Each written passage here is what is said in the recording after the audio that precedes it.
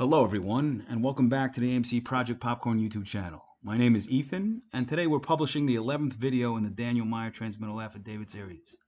In this episode, we'll be diving into the timeline from November 1st, 2021 through December 12th, 2021, with some drops outside of that window to provide additional supporting evidence.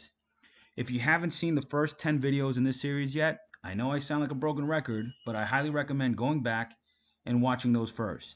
Each one lays critical groundwork for everything we'll be breaking down today. So let's jump in and keep connecting the dots. Today we'll be reviewing two key exhibits from the Daniel Meyer Transmittal Affidavit. Quick question: who is Daniel Meyer? If you watch video number 1, you learn that Daniel Meyer was one of the lead counsel representing the lead plaintiffs in the two consolidated class action lawsuits filed against AMC in the Delaware Chancery Court, both filed on February 20th, 2023, just 38 minutes apart. On May 4th, 2023, the two parties submitted their settlement briefs, and incorporated in the plaintiff's settlement brief was Daniel Meyer's Transmittal Affidavit, a critical document that exposed important facts. We, as AMC shareholders, were able to gain access to this affidavit because 4 AMC shareholders, including Jordan and myself, filed motions for discovery. In video number 1, we recommended that you download and review this document, and we also provided a link. If you haven't watched video number 1 yet, we strongly encourage you to do so. In the meantime, you can easily find this affidavit by going to google.com and typing Daniel Meyer Transmittal Affidavit, May 4th, 2023. And here's, we did this already. You can see this is Google. You can type into the search engine the following keywords, and you will see that Bernstein, Litowitz, Berger, and Grossman have it published on their website. You can hit this hyperlink. Also, AMC has it, as well as another lead counsel, Grant and Eisenhofer. And this is the actual affidavit. So let's continue. Now, just a reminder, these exhibits were produced during discovery, either directly by AMC or by third parties as a result of subpoenas. I repeat, these exhibits were produced during discovery, meaning they are official evidence either turned over by AMC itself or obtained from third parties through a subpoena ducis tecum. So the two exhibits we will review today are Exhibit 6. This document substantiates that an AMC board meeting was held on November 3rd, 2021. Exhibit 36 is a 3-page document titled Project Popcorn Follow-Up Items, produced by none other than AMC's own market maker, underwriter, analyst, investment banker, business client, and a holder of significant financial interest, along with its affiliates in AMC, none other than, ding ding ding, Citigroup. If you recall, we went over this in video series number 5, specifically Exhibit 6, pages 341 through 352. Now, before we begin, I want to make sure everyone understands a few key terms: SPO versus ATM, rights offering, dilution, and market cap. In video number 1, we referenced the term SPO. What is an SPO? And when did CEO Adam Aron use it? Answer: on December 21st, 2016, before the meme stock phenomenon, AMC filed a shelf registration statement on Form S3 with the SEC to permit AMC to offer or sell from time to time AMC shares in a secondary public offering, the acronym SPO. It's secondary because they already did an IPO, which is an initial public offering. On February 9th, 2017, AMC filed a prospectus with the SEC offering to register a little over 21 million common shares in the SPO for $31.50 per share. AMC sold a little over 21 million common shares in the SPO, realizing net proceeds of approximately $618 million. Now, what is an ATM and at-the-market offering? An at-the-market or ATM offering is a type of public equity offering where a company can sell new shares to the public at the prevailing market price. It's essentially a way for companies to raise capital on an ongoing basis, like a controlled equity dribble. Now, this is outright dilution, as we saw firsthand with APE. Question: did Adam Aron do any ATMs prior to the meme stock run-up? No. Now, what's a rights offering? A rights offering allows AMC to offer the preferred share structure, like APE, to only existing shareholders. By exercising their rights in full, each AMC common stockholder could retain their proportionate ownership and avoid dilution while the company raises money. Now, what's a market cap? We went over this in video number 7. Market cap, the mathematical equation is market cap equals current share price times outstanding shares. Now, what's dilution? Share dilution means a company issues new shares, reducing the percentage of ownership each existing shareholder holds. This happens when a company raises money by selling more shares or when it awards stock options or grants to employees, for example. So let's go to this Excel sheet. Now, on the fundamental aspect, let's say Wall Street values AMC, for argument's sake, at $3.5 billion, which is reflected in column C1. Now, let's tell the story that there's currently 109 million shares. Then they dilute through an ATM of 50 million, and now that you do the total shares outstanding, comes out to 159 million. So let's go over this again. Wall Street values AMC at 3.5 billion.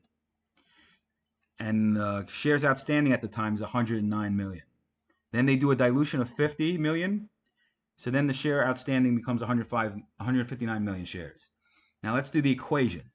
When the market cap is valued at 3.5 billion, with the shares outstanding at 109, the share price would equate to $32.11. When you do the dilution, you're now increasing the outstanding shares. So you got to now implement the equation. You take 3.5 billion again, divide it by 159 million shares, you get a share price of $22. So that's what causes the share price to go down, because of the dilution factor.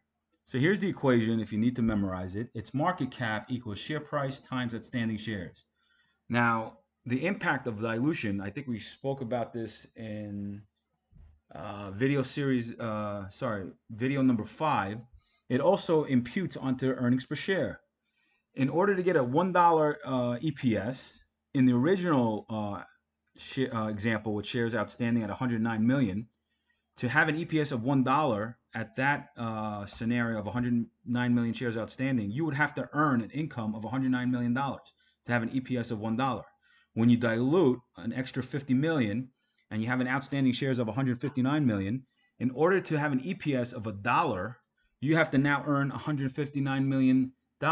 So this is a huge impact on the fundamentals. So Adam Aaron was misrepresenting that dilution is good.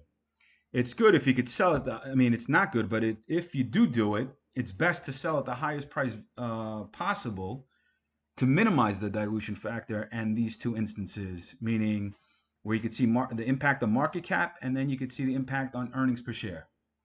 So let's get back to our notes. Now, please become thoroughly familiar with these terms and their meanings as if they were second nature. So now we could finally begin.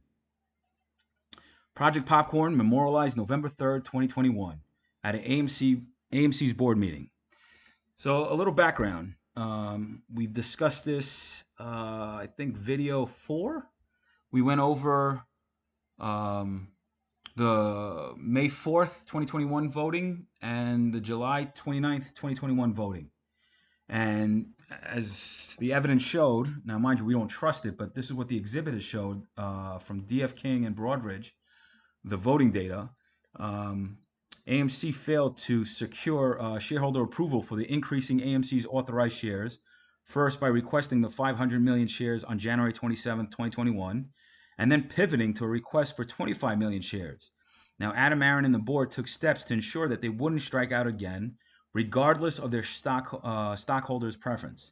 Rather than valuing and considering the concerns and wishes of common stockholders regarding equity dilution, Adam Aaron and the AMC board began collaborating with who? And please try to memorize these actors.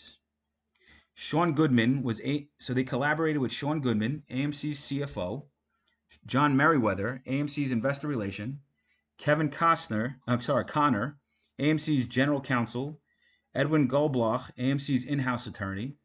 Now, of note, Kevin Connor, I think, retired, I think in February of 2025.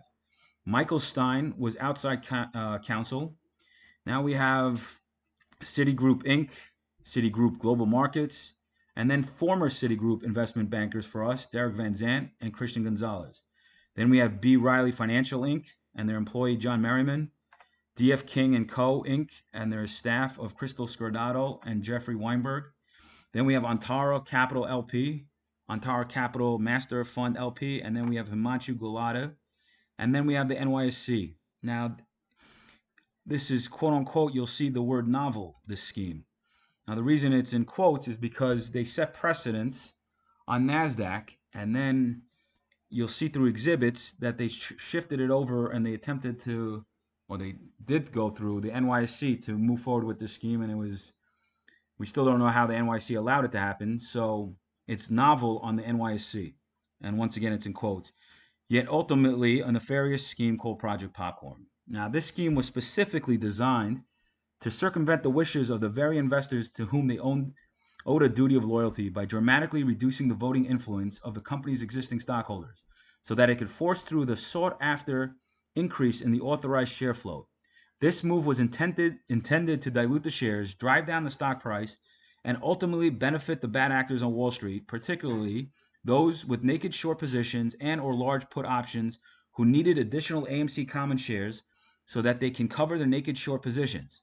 By pre-selling a large percentage of votes at very low prices and rigging the outcome of the vote, this scheme directly harmed retail investors over quote-unquote 4 million, now that hasn't been substantiated, loyal customers who collectively owned more than 90%, now that also hasn't been determined, of the float, despite Adam Aaron frequently acknowledging that these investors had saved the company. Now, sometime before November 3rd, 2021, Citi investment bankers Derek Van Zandt and Christian Gonzalez began work on Project Popcorn. Now, when you looked at, if you watched video series number 10 or 9, Adam Aaron's interviewed by Melissa Lee. She asked him, now mind you, this is September of 2021, if they were looking into raise more capital and what was going on, and she asked, could you disclose this? He says no. So imagine they were working on this even before November 3rd, and he was aware of it. Now, Project Popcorn was initially conceived and presented to the AMC board and Adam Aaron as a shareholder rights offering through a preferred share structure, which is APE. Now, once again, a rights offering allows AMC to offer the preferred share structure, APE, to only existing shareholders. By exercising their right in full, each AMC common stockholder could retain their proportionate ownership and avoid dilution while the company raises money. I repeat, once again, a rights offering allows AMC to offer the preferred share structure to only existing shareholders. By exercising their rights in full, each AMC common stockholder could retain their proportionate ownership while the company raises money. So let's go to paragraph 6. On November 3rd, 2021, Derek Van Zandt and his team at Citigroup Global Markets, including Christian Gonzalez, presented a PowerPoint titled Project Popcorn Follow-Up Items to the AMC board and Adam Aaron during their board meeting. I direct your attention now to first to Exhibit 6, page 609, and then Exhibit 36, page 916. First to Exhibit 6. Let's see that. So here's you could see in the URL, it's BLBG law, and then you can see transmittal affidavit of Daniel Myers in support of plaintiff's opening brief. So we'll go to 608, and right here, you could see it says board AMC Entertainment Holdings Board of Directors and Committee Schedules. Let's scroll down, and you can see AMC board meetings for 2021. And what does it say over here? Right here, the last one says board meeting, November 3rd, 2021, 10 a.m. I don't know if it's Eastern time or Central, because what's it called? Their corporate is located in Kansas, so that's Central time. All right, now we go to Exhibit 36, page 916. You see Exhibit 36. Let's scroll down, and here's the 3-page document. You'll see it's from Citigroup Global Markets, Inc. You can see the title, November 2021.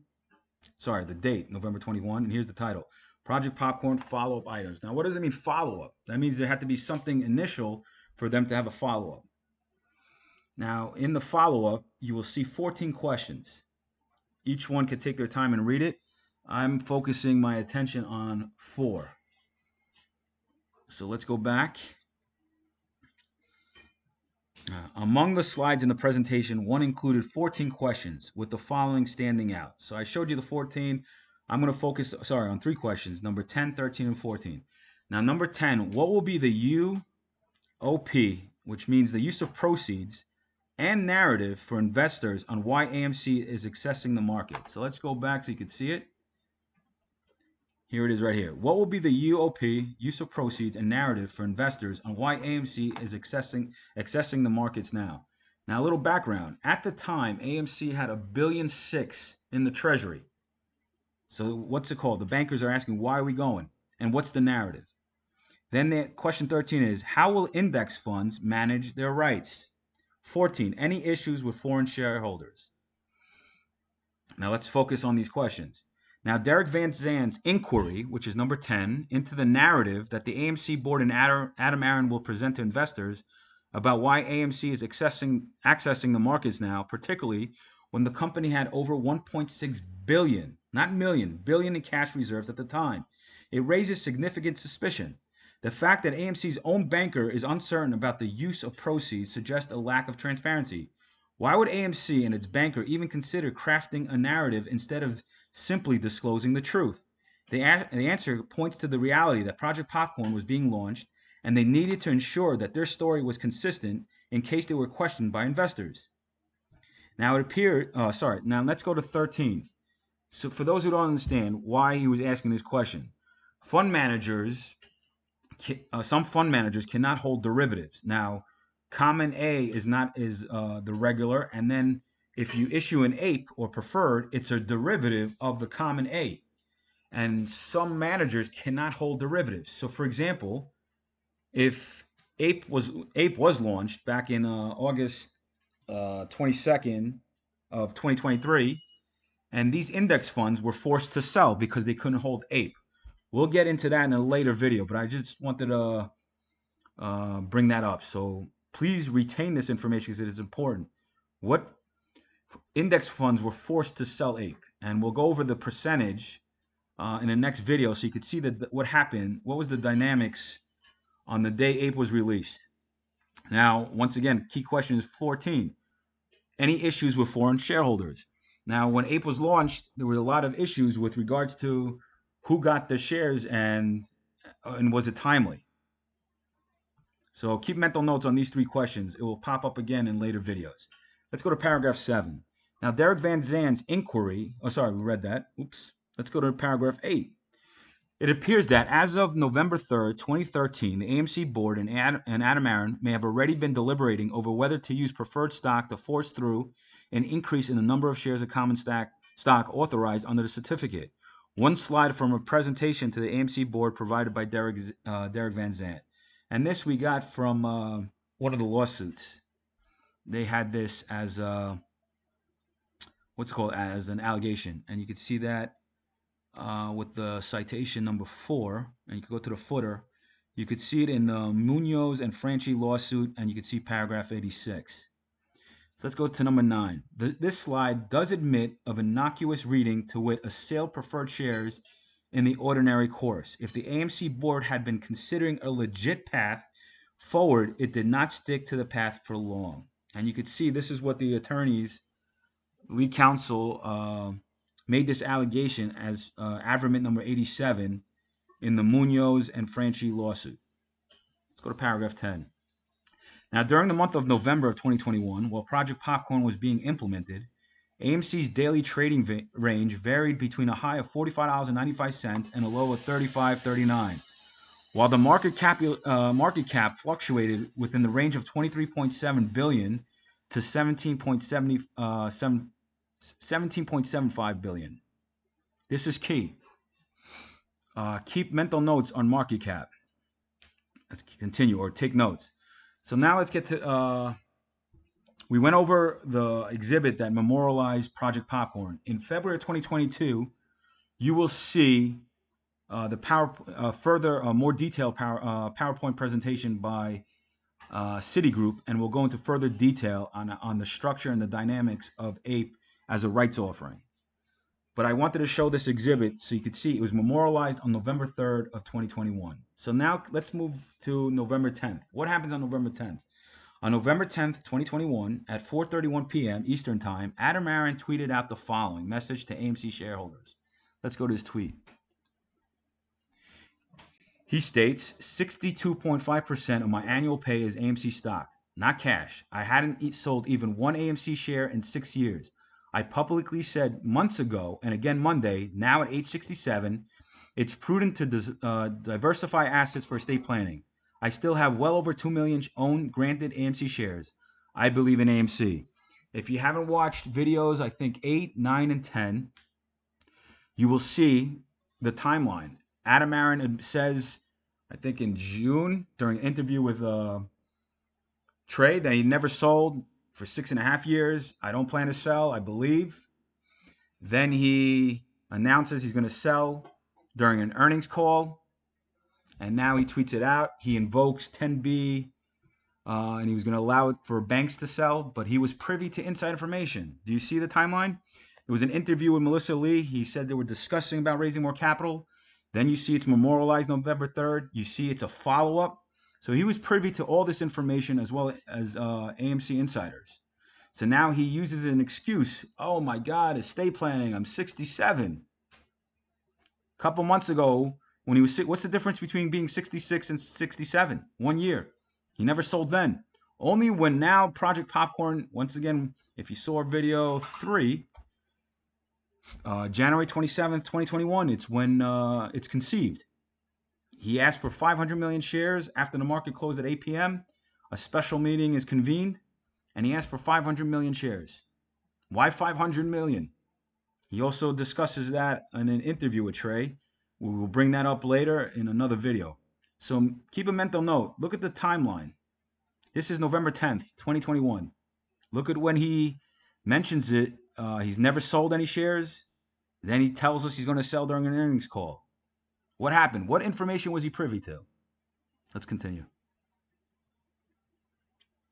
Now let's look at other board members. So AMC insiders start selling within months of November 2021 through January of 2022.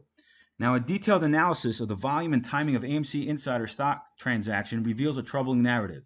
With the implementation and launch of Project Popcorn, designed to flood the markets with unprecedented number of APE units convertible to AMC common shares, it became clear that the majority of AMC insiders promptly sold their awarded stock bonuses to preempt Project Popcorn. These fiduciaries engaged in stock trading based on material non-public information, a direct conflict with the interest of their shareholders. Now, the apparent lack of insider purchases in AMC during these crucial periods raises significant doubts about the executives' commitment to the company's prosperity. The recurrent pattern of insider conduct marked by aggressive selling of personal AMC common shares beginning in November of 2021 during the launch of Project Popcorn and continuing through March of 2022 has led to a staggering erosion of stockholder value exceeding an astronomical $1 billion. So Adam Aron, CEO, sold 85.9 between November of 2021 through January 12th of 2022, sold 1.25 million shares, keeping only a little over 205,000 shares. Now, Sean Goodman, CFO, he sold 100% on November 12th, 2021, then received a grant and sold all of it by December 9th of 2021. Then we have Elizabeth Frank, EVP, kept only 126 shares by December 29, 2021, sold all 361,472 shares by March of 2022. And then we have others. You could read it. Let's move on to paragraph 14. Now, these revelations underscore the criminal actions of insider trading against their shareholders and priorities of the board members, leaving their fiduciary duties and allegiance to the company and its shareholders in serious question. So now I want to direct your attention to an interview that was conducted by Liz Clayman, Mark Cahotis appeared, as well as Gasparino. So paragraph 15. On November 23rd, 2021, Mark Cahotis, a renowned short seller, appeared on the Clayman Countdown, a program on Fox Business hosted by Liz Clayman, to discuss an idea he came up with to offer AMC stockholders. Also on the panel that afternoon was frequent guest Charles Gasparino. So let's play this video.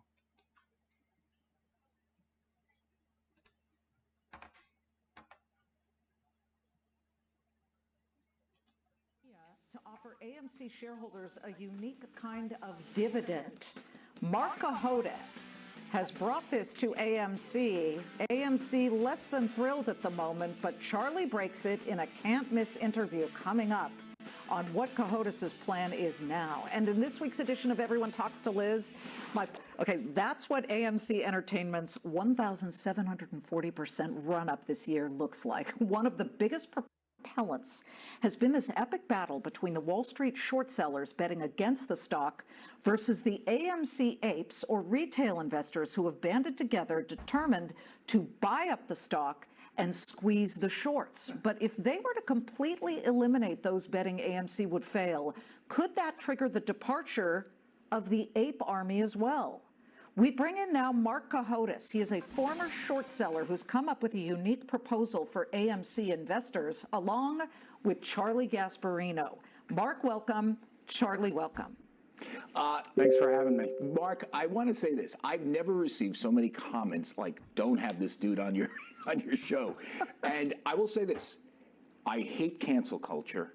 And I think what you're saying is an important piece to this AMC puzzle. So I'm just going to hand it to you, pal. Tell me what you are proposing. First of all, Charlie and Liz, thanks for having me on. Really, the thing that ticked me off and got me started on this was January 28th, which was when the buy button was pulled for a few stocks out there. I thought that was unprecedented. I thought it was wrong. I thought it was illegal. And a lot of people really got screwed in that moment. Individuals, Joe Sixpack, if you will. And my lawyer wrote a letter to the Senate and Congress. I was on numerous podcasts saying this is just absolutely outrageous. And it really bothered me that people did not focus on how bad these individuals were screwed on that day. It was terrible. So I sort of let my anger die down a little bit, and I filmed a movie in Portland a couple months ago. And the Mulligan brothers, who are doing a documentary on this, were telling me the stories, these horrific stories of how these people got absolutely destroyed when the buy button was pulled. But then they made some money on it too, though, didn't they? They did okay afterwards. Some people may have made. A lot of people lost life-changing money. And I was just outraged by this. I was just sickened by it. And I said, the mainstream media has forgotten these people. And that's why you joined the movement, more or less. Is that correct? I'm not in any movement. I'm a lone wolf. I have me, myself, and me. So what's your proposal, Mark? Well, let me just finish with this. So this was bothering me. So I've been involved and been an investor in Overstock for more than 4 years.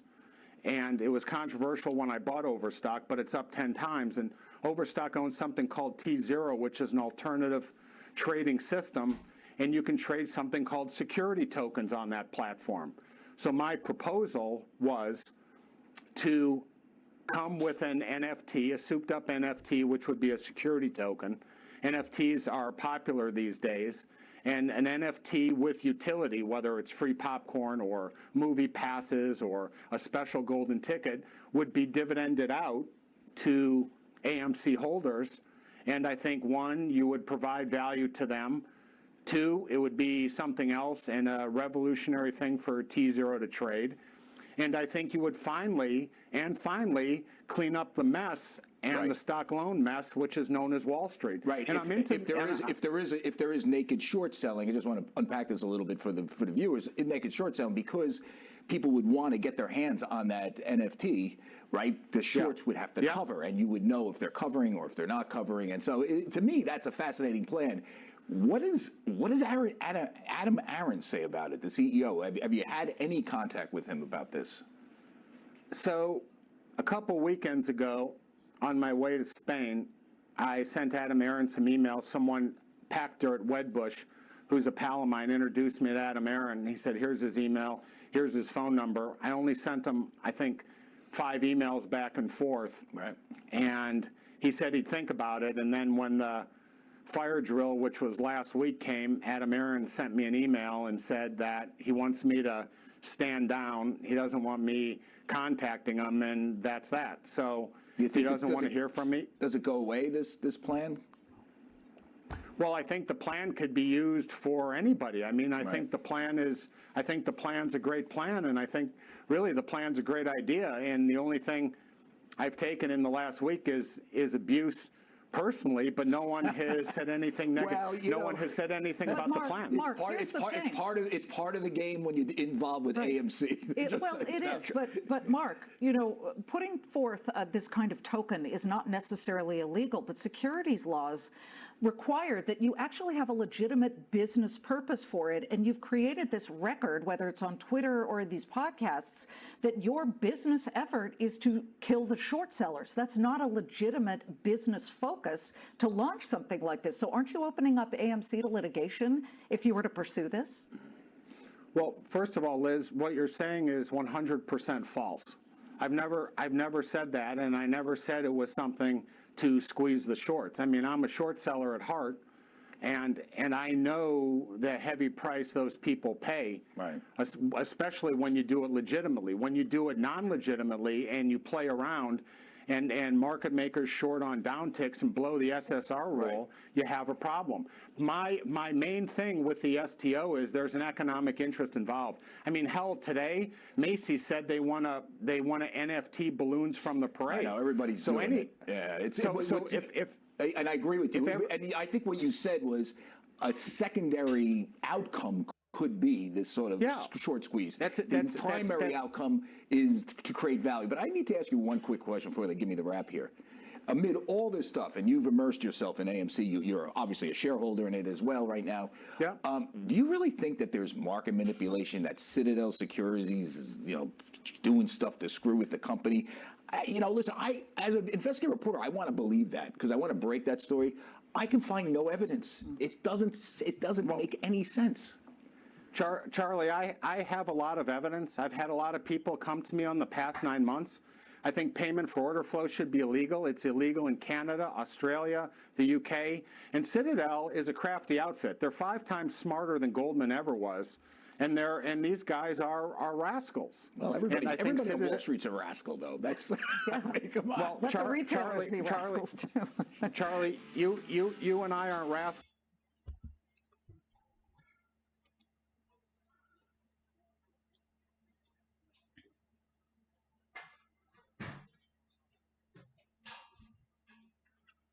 Now, this interview is key. If you listen to Mark Ahotis, he was corresponding with Adam Aron. He said a week before, now mind you, this interview is November 10th. He spoke to him, if we reference the week, for argument's sake, November 3rd. What was memorialized? Project Popcorn. So he tells him to step down. Why does he tell him to step down? Let's continue. Adam Aron's December 9th, 2021 fraudulent statements. On December 9th, 2021, at 6:20 a.m., Adam Aron tweeted out the following message to AMC stockholders. Let's go to that tweet. Here's November 9th. You'll see 2021, 6:20 a.m. NFTs are a superb idea, but not a 1 per share security token NFT dividend, as repeatedly described on Twitter. It is likely illegal. Now, mind you, why the word likely? Breaches our debt covenants and or exposes AMC to huge litigation risk. We can't do it. Beware of concepts that sound easy and too good to be true. Now imagine seeing this tweet now and knowing what was happening behind the scenes. You come to your own conclusions. Let's continue. Now, why Adam Aron's December 9th, 2021 statement was false and misleading. Actually, I don't want to go over it too much. It might be in another video, but there was a lawsuit in Overstock. We'll go over to there was an appeal, and then they won, and it established precedents. But the Overstock was not about the appeal on the NFT. It was something else. But we'll go over that in a separate video. Let's continue. Now, particularity for believing that Adam Aron's December 9th, 2021 statement was false. Contrary to Adam Aron's assertion, the use of NFTs attached to a blockchain for dividend purposes is not illegal. The Overstock case in particular demonstrated that a company could successfully implement a blockchain-based dividend to combat naked short selling and to enhance stock transparency.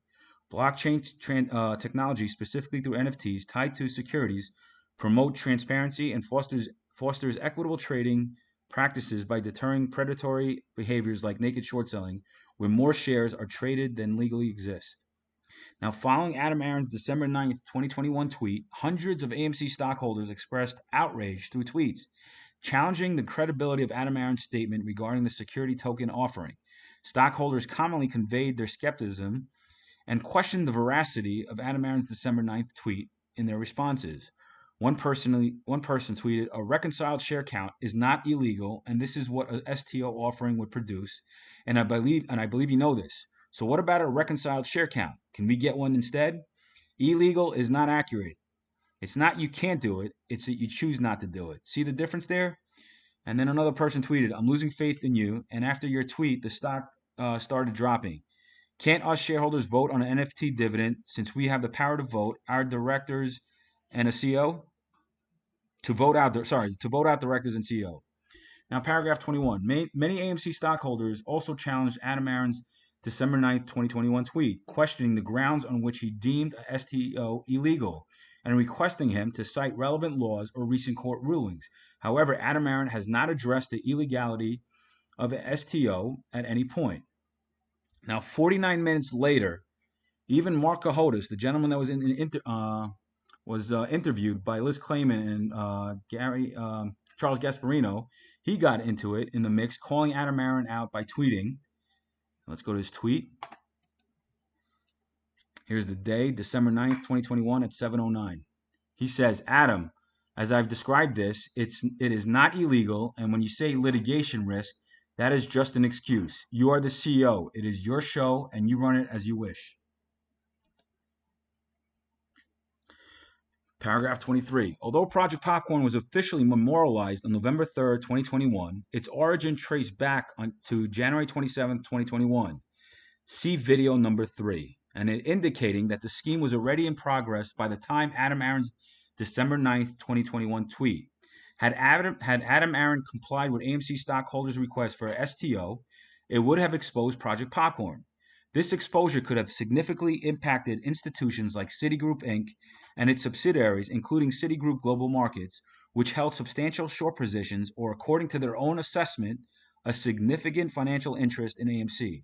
The share price importance in this unfolding scenario highlights the scheme's extensive implications. Now, once Project Popcorn was memorialized on November 3rd, 2021, Adam Aron strategically positioned himself to gain trust of the AMC retail community, recognizing that their support was crucial to executing Project Popcorn. Beginning in December of 2021, Adam Aron personally hosted movie screenings at AMC theaters to foster goodwill. This concludes today's video with Adam Aron launching his meet and greet campaign. It's more important than ever to understand the real story.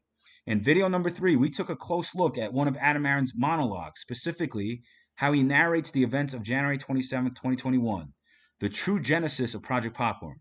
If you haven't seen that episode yet, we highly recommend you go back and watch it. Now, video 12 will be published next week. Stay tuned. We hope you're enjoying the series and learning the truth about what really happened.